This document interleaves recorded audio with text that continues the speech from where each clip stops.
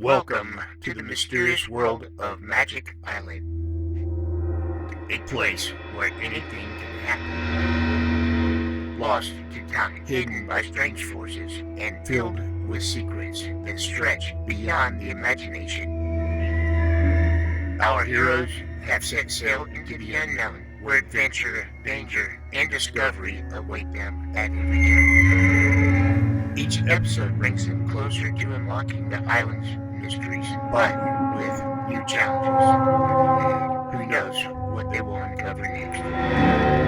Now sit back and close your eyes. Let the theater of the mind take you on a journey to Magic Island.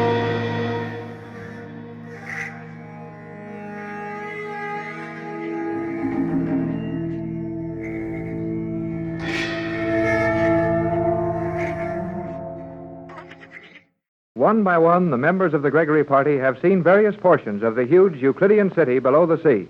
In one of the vast natural caves, which the Euclideans have improved and strengthened, Mrs. Gregory and Joan are waiting anxiously for Captain Bradford and Jerry Hall.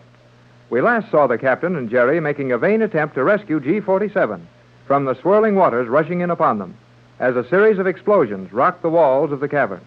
A steel door has slammed shut, cutting off their view of the flooded passageway, and Mrs. Gregory and Joan stand helplessly waiting for someone to appear. The explosions are still being heard in the distance. I think we should try to get in there, Joan. No, Mother, that is foolish. But Tex is in that passageway and Jerry. You cannot help by getting hysterical.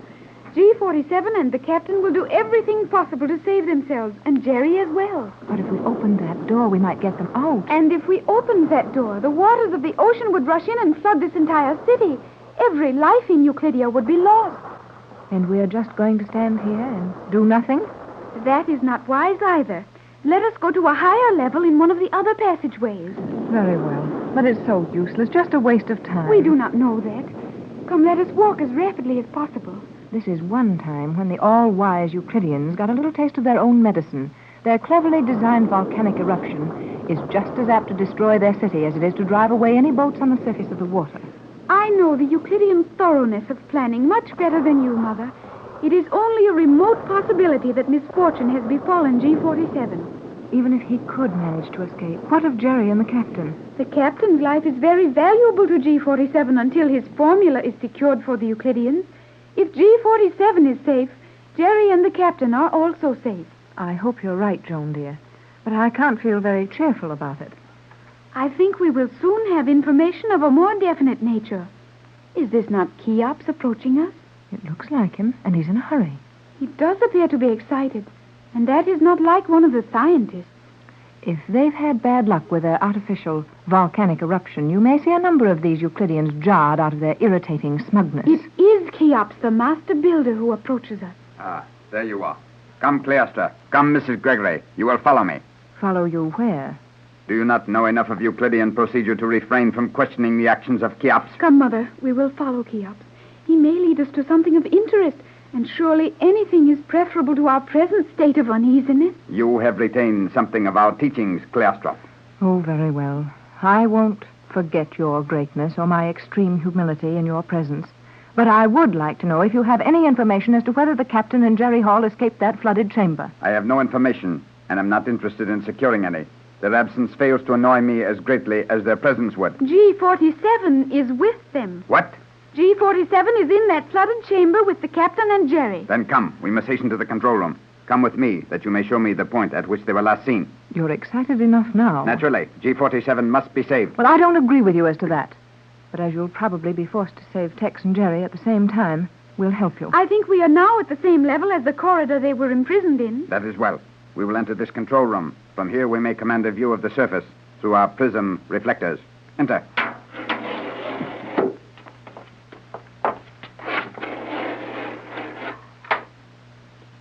What a remarkable room. It looks almost like a small moving picture theater. That is rather a good description of it. On the steel wall before you, you will see moving objects, which are indeed similar to your motion pictures. But these articulated views are in the fourth dimension and are direct reproductions of the actions now taking place on the surface of the water. I will establish contact at once. Observe that wall. Mother, look. Yes, Joan, I'm watching. There are a number of shadows appearing on that wall. They're taking shape. Joan, those shadows are ships, big ships.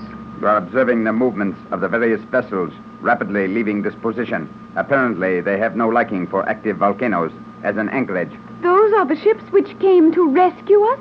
Yes, Joan, dear. Tex didn't tell you and Jerry all his plans, as he didn't want to raise your hopes and possibly have them dashed. But the ships you see sailing away, obviously under forced draft, are light cruisers and destroyers from several of the largest nations in the world. There you have it, Mrs. Gregory. 7 heavily armed vessels from 7 powerful nations in your puny world have followed your directions to the location of Euclidia. They found no island at that position, but they did find an active volcano. So these brave ships are sailing away, quite satisfied that if there ever was an island here, it has been destroyed by the eruption. Your friends have made their last attempt to rescue you, and Euclidia now numbers your party among its permanent residents. Oh, Joan, dear. I'm so sorry, Mother. All of those countries helping so splendidly to search out and destroy this mad place to bring peace and safety to the world, only to have their plans overthrown by an artificial volcanic eruption. Mother, look! Watch that wall. There are new shadows appearing on it. You will observe those shadows carefully. The view you now have is being transmitted through a steel wall beyond this room.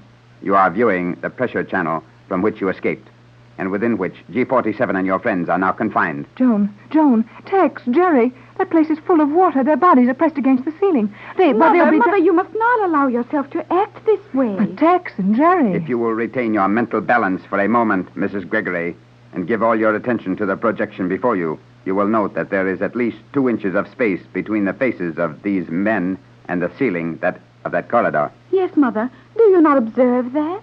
Yes, I see that now. And I suppose a good swimmer might have floated on his back and continued to breathe easily in that still water. Precisely. But the pressure, the air pressure would be unbearable. It would indeed, if it were not for the fact that I, Cheops, the master builder, designed that room, and others which serve the same purpose. The ceiling is of porous steel, permitting air to escape at a lower pressure than is harmful to the human body. Then they're all right? Of course they are, Mother. If Cheops isn't worried about G47, you may be sure Jerry and the captain are quite safe. Precisely. Now, if you will continue to watch those shadow vision images, you will observe the water level receding as I advance this control. How soon will they be free? Watch and ask no questions. Mother, the water is receding. Yes, it is. Rapidly, too. And I can see all 3 of the men moving in the water. They're all perfectly safe now. That water is going down rapidly. Now Jerry is turning over to swim. Note the look of relief that comes over his face. Oh, I don't blame him. Now Tex and G47 are both turning over. Their feet will soon touch the floor. Oh, Joan, I'm so glad. It will be a matter of less than 120 seconds until your friends will be free to enter this room. 2 minutes. That's a wonderful performance, Cheops. The secrets of the builders of the Great Pyramids have come down through the ages to me. The building of a simple room such as that one is child's play to me. That's something I want you to explain to me when you have time, Cheops. Did your namesake actually build pyramids? Mrs. Gregory, your attempt at humor is in very poor taste, as my displeasure would mean your life. Please, Mother, do not anger him. I didn't mean to. And my question was perfectly sincere. Our educational system has conflicting testimony rather generously scattered through it. One of the most recently discussed theories is that Khufu, or Cheops, did not build the Great Pyramid. In fact, modern science is striving to prove this. You are not deliberately attempting to antagonize me? You are sincere? Perfectly sincere. In my library at home, I have no less than 6 volumes, all accepted as authority by recognized historians. And no 2 of the 6 agree, even reasonably, as to the time of the building of the Great Pyramid, the part Cheops played in this building, or even the fact that this was the first pyramid. So, those conditions of confusion and ignorance actually exist in your world. I have been told as much about the Western world, but it seemed incredible. We of the East are definite in our ancient history, even in the everyday world. You have aroused my interest. At some future time, I will be glad to demonstrate my proofs as to the actual building of the Great Pyramid. For the present, I may tell you briefly that Cheops was the builder of the Great Pyramid, which was also the first pyramid. He started work in the year 3949 BC, when but 20 years of age, and completed it in 20 years. The Sagara, commonly called the Step Pyramid, was not started until 3000 BC, 8 years after the death of Cheops. and 29 years after the completion of the Great Pyramid of Cheops. Is that satisfactory to you, Mother? More than that, it's amazing. And I'm beginning to wonder just how many things we accept in our world that may be poorly stated to us. Hello, everybody. Oh, Jerry. Oh, Mother, is it Jerry? Sure is. And boy, have we had some experience. Young man, do you realize you have rushed unbidden into one of the most carefully guarded rooms in Euclidia? Oh, nobody was guarding it when I came in. Hey, you been watching moving pictures here? Well, something like that. Where is Tex? You will leave immediately. All of you. Get out. Get out. Mother, come. Cheops is angry. Gee, I'm sorry I busted in here like that. But if you only knew what happened to We us. know, Jerry, but let us leave at once and discuss it out in the corridor. Yes, meddling fools. Leave at once. Well, I guess we can talk out here all right. I didn't mean to make the old guy mad. Forget it, Jerry. That's just his Euclidean temperament. But how is Tex? Oh, he's okay. He went with G47 to look at those ships on the surface. Through some kind of a periscope, I guess. Through prism reflectors, Jerry. We have just seen the ship sail away. Yeah, I guess the volcano eruption these guys put on sure scared them away. But give me a chance to tell us what happened to us. When Tex and I rushed back into the hallway after G47, the water started coming in. We have seen all that, Jerry. Huh? You what? That's right, Jerry.